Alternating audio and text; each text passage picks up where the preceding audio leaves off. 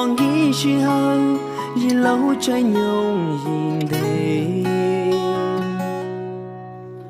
yo tuôn đời yo cũ tua yo tao mu chỉ bỏ cả tu chia mà mu con đến đời con rung cha khó nhỏ eu rau có mua lúa qua trái trừ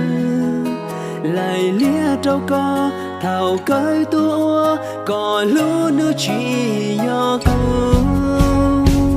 chỉ xa có tu cu lúa nu nó lòng mù yo tua cũng dù yo cũng chơi mù nu nó nữ chỉ vì con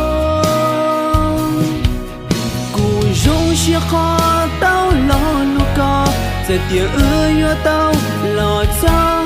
in ra kẻ xứ lo rong lời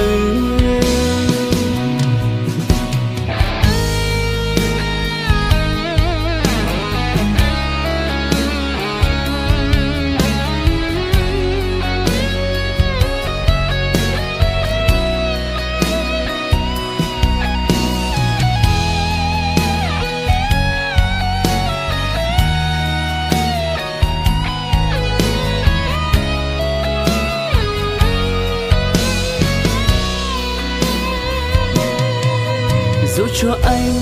bên cạnh em chỉ đến bên anh lúc em buồn. Dù anh yêu em và quan tâm em, người em yêu không là anh. Không muốn người anh yêu thương hôm nay sẽ là người dường như không biết gì. Và anh ra đi hôm nay không phải vì em.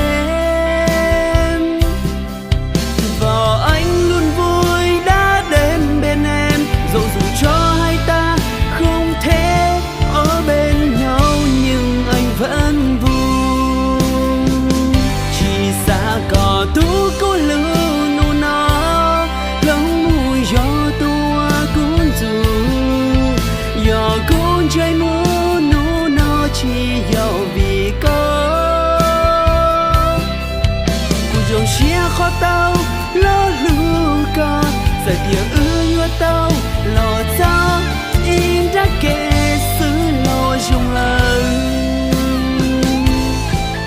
Và anh luôn vui đã đến yêu em, dẫu dù cho hai ta không thể ở bên nhau, nhưng anh vẫn vui.